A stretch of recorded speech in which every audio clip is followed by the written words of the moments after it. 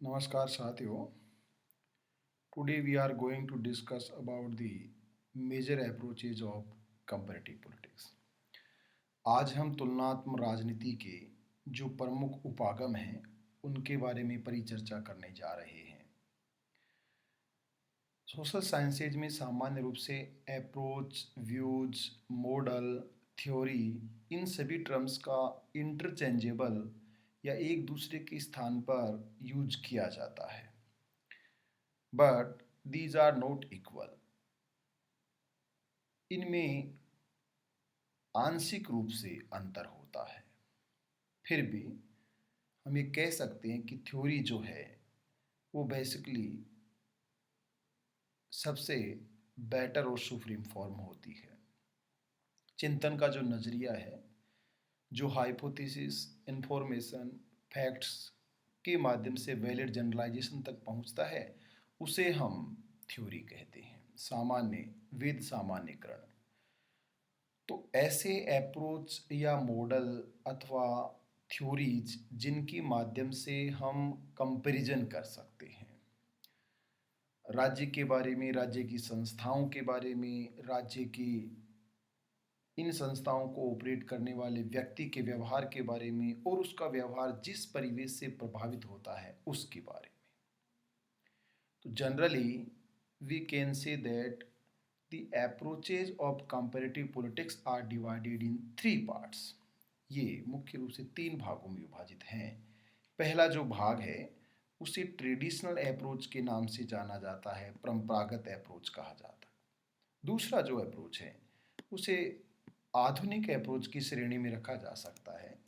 और जो तीसरा अप्रोच है उसे समसामयिक श्रेणी में रखा जा सकता है. तो तीन तरह की श्रेणियां हैं: ट्रेडिशनल, मॉडर्न एंड कंटेम्प्रेरी.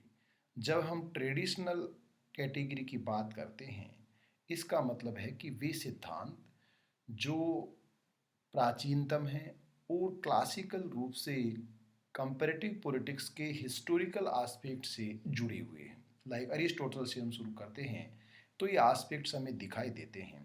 अरस्तु से लेकर विशेष रूप से मोरिस दुर्वरजत तक का जो चिंतन है वो व्यापक रूप से ट्रेडिशनल थ्योरीज का पार्ट है. डेविड ईस्टन से हम इसकी शुरुआत करते हैं तो पीटर इवांस जो सोशियोलॉजिस्ट हैं इस समय, उनके विचारों तक आने तक हमें ये मॉडर्न अप्रोच की दिखाई देता है. और जो तीसरी दुनिया के स्कॉलर्स हैं या आमंड पावेल से हम शुरुआत करते हैं और तीसरी दुनिया के स्कॉलर्स तक आकर पहुंचते हैं तो ये हमें समसामयिक की और कंटेम्प्रेरी थ्योरीज की कैटेगरी देती है. तो जो परंपरागत उपागम हैं उनमें 5 तरह के उपागमों को शामिल किया जाता है. इन 5 तरह के उपागमों में सबसे जो उपागम है पहला, उसे हिस्टोरिकल अप्रोच हम कह सकते हैं. ऐसा प्रतिमान जो तुलनात्मक राजनीति के अंतर्गत ऐतिहासिक पक्ष को अभिव्यक्त करता है उसे तुलनात्मक राजनीति का हिस्टोरिकल अप्रोच कहते हैं.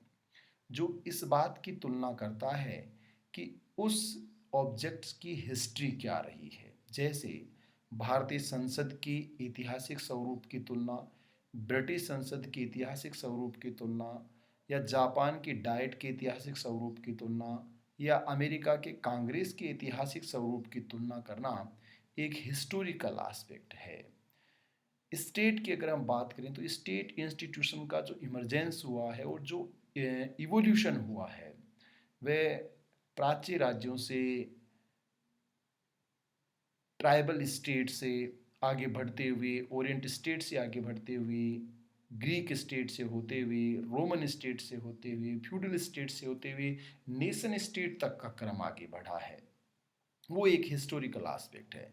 यदि हम इसके कानूनी अप्रोच को देखें तो ये बेसिकली लीगलिज्म का आधार है. लीगलिस्टिक अप्रोच इसको कहा जाता है, कानूनवादी, जो केवल कानूनी परिप्रेक्ष्य को देखता है, लीगल एस्पेक्ट की स्टडी करता है कि राज्य का वैधानिक स्वरूप क्या है, संविधान क्या है, संविधान के अलावा जो नियम उपनियम क्या हैं, कानून जो बनाए गए हैं वो क्या हैं. केवल और वो केवल ह्यूमन बीइंग्स के द्वारा निर्मित कानून हैं, उन कानूनी परिप्रेक्ष्यों का ही अध्ययन करता है। तीसरा जो आधार है उसे संरचनावादी उपागम कहते हैं, जो स्ट्रक्चर की बात करता है। हम राज्य के लिए कहते हैं, संस्थाओं के लिए कहते हैं, अन्य स्वरूपों के लिए कहते हैं, परंतु इन संस्थाओं को, इस राज्य को, इस संविधान को, इन सभी प्रतिमान जो हमें मूर्त रूप में दिखाई देते हैं, इन संस्थाओं को चलाने वाला जो तत्व है वह इन अमूर्त संस्थाओं का मूर्त रूप है, या जिसको हम देख सकते हैं वास्तव में इनको ऑपरेट वह करता है, वह संरचना है। या हम कह सकते हैं कि बिहेवियर ऑफ दीज इंस्टीट्यूशन, इन संस्थाओं का व्यवहार क्या है। तो संस्थाएं तो व्यवहार करने से रही, इन संस्थाओं में जो व्यक्ति है उसके व्यवहार की स्ट्रक्चर क्या है, जो प्रकार्य हैं उनको पूरा करने वाली संरचनाएं क्या हैं, वो उसको संरचनात्मकता का स्वरूप कहते हैं। दार्शनिक जो क्या होना चाहिए, अच्छा, बुरा, उचित, अनुचित, सत्य, असत्य, सही, गलत, मिथ्या, सत्य, यथार्थ, इन सब के बारे में जो डिस्कस करता है उसे हम दर्शन कहते हैं, फिलोसॉफिकल अप्रोच, दार्शनिक अप्रोच कहते हैं। और लास्ट में जिसे संस्थागत उपागम कहा जाता है वह स्टेट और स्टेट क्राफ्ट की जो इंस्टीट्यूशन है उन सब इंस्टीट्यूशन के बारे में स्टडी करता है, उन संस्थाओं के बारे में अध्ययन करता है जिसे हम फॉर्मल इंस्टीट्यूशन कह सकते हैं, जिन्हें हम लीगल इंस्टीट्यूशन कह सकते हैं।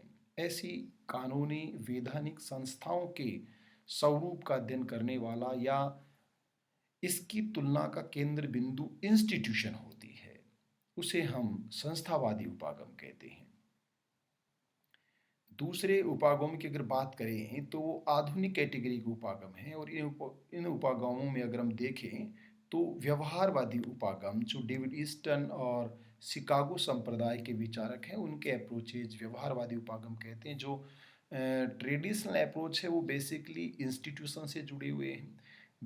आधुनिक उपागम उस इंस्टीट्यूशन को ऑपरेट करने वाले व्यक्ति के व्यवहार से जुड़े हुए हैं, और जो कंटेम्प्रेरी अप्रोच हैं वो उस व्यक्ति संस्था को संचालित करने वाले व्यक्ति के व्यवहार को प्रभावित करने वाले परिवेश के अध्ययन से जुड़े हुए हैं। तो तीनों में ये बेसिक डिफरेंस है। ट्रेडिशनल अप्रोच हैं वो संस्था की बात कर रहे हैं, मॉडर्न अप्रोच संस्था को चलाने वाले व्यक्ति के व्यवहार की बात कर रहे हैं, और जो कंटेम्प्रेरी अप्रोच हैं वो उसके व्यवहार को प्रभावित करने वाले कारकों की बात कर रहे हैं। इसको आप बड़े आसान शब्दों में समझ सकते हो। पोस्ट बिहेवियरलिज्म का जो अप्रोच है वो बेसिकली फैक्ट के साथ विषय वस्तु के सार को शामिल करता है। ऐसे चिंतकों को उत्तर व्यवहारवादी उपागम के चिंतक कहते हैं। व्यवस्थावादी जो इन दोनों का मिला जुला स्वरूप है, या जो परिवेश को भी शामिल कर लेता है उसके व्यवहार के साथ साथ, वह एक सिस्टम थियरी है जिसको आप डेविड ईस्टन का इनपुट आउटपुट थियरी भी कह सकते हो। आमंड पावेल का संरचनात्मक प्रक्रियात्मक उपागम भी एक मॉडर्न अप्रोच है जो न केवल फॉर्मल स्ट्रक्चर्स और फंक्शंस की बात करता है अपितु इनफॉर्मल इंस्टीट्यूशन और स्ट्रक्चर और फंक्शन को भी शामिल करता है। इसके बाद नव संस्थावादी उपागम है जिसके 6 मुख्य स्वरूप हैं। वे इंस्टीट्यूशंस को मॉडर्न पर्सपेक्टिव में, या जो इनको ऑपरेटर होता है, जो इनका ऑपरेटर होता है उस ऑपरेटर के आधार पर इसका विवेचन किया गया। तीसरी कैटेगरी के जो अप्रोच हैं उन्हें कंटेम्प्रेरी अप्रोच कहा जाता है, जो तुलनात्मक राजनीति के महत्वपूर्ण उपागम है, और इनका उदय विशेष रूप से 1960 और 70 के दशक में हुआ है।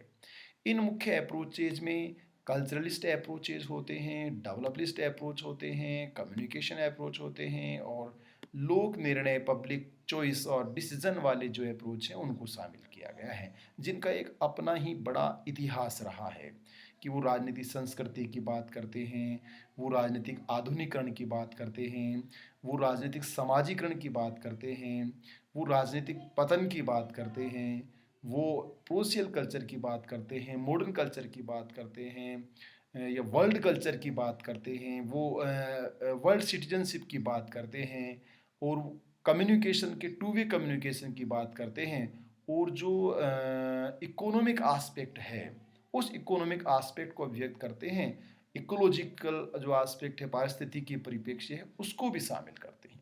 तो इस तरह तुलनात्मक राजनीति की 3 कैटेगरी के उपागम हैं, जो उपागम तुलनात्मक राजनीति के अध्ययन को समझने में और उसको विकसित करने में महत्वपूर्ण भूमिका निभाते हैं। तो ये थे तुलनात्मक राजनीति के 3 श्रेणियों के उपागम।